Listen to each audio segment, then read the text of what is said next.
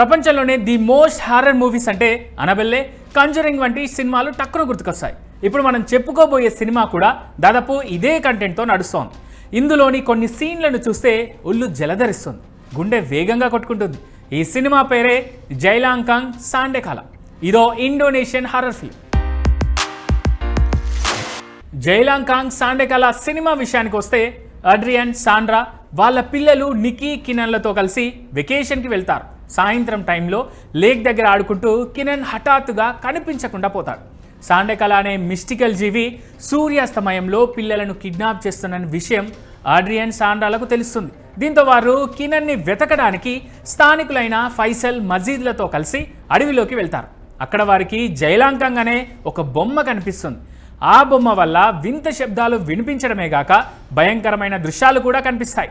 మరోవైపు సాండెకాలా కూడా తమను వెంటాడుతుందని ఆ దంపతులు తెలుసుకుంటారు. అయితే ఆడ్రియన్ గతంలో చేసిన ఒక తప్పు వల్ల సాండెకాలా వెంటాడుతోందని, దానిని శాంతింపజేయడానికి ఒక పూజ చేయాలని స్థానికులు చెబుతారు. అయితే ఆ పూజ విఫలం కావడంతో పరిస్థితి మరింత దిగజారుతుంది. మరి ఆడ్రియన్, కిన్ వారి పిల్లలు సాండెకాలా నుంచి ఎలా బయటపడతారు? దాని చేతిలో బలవుతారా? అసలు ఆడ్రియన్కి ఉన్న శాపం ఏంటి?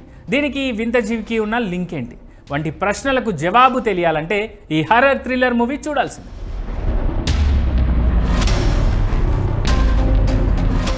ఇండోనేషియన్ హర్రర్ సినిమాలో ఎక్కువగా రిచువల్ కంటెంట్ ఉంటుంది. అక్కడి ప్రజలు చాతపడి క్షుద్ర పూజలను బాగా నమ్ముతారు, విశ్వసిస్తారు. అందుకే అక్కడ ఇలాంటి రిచువల్ కంటెంట్ ఉన్న సినిమాలు ఎక్కువగా వస్తుంటాయి.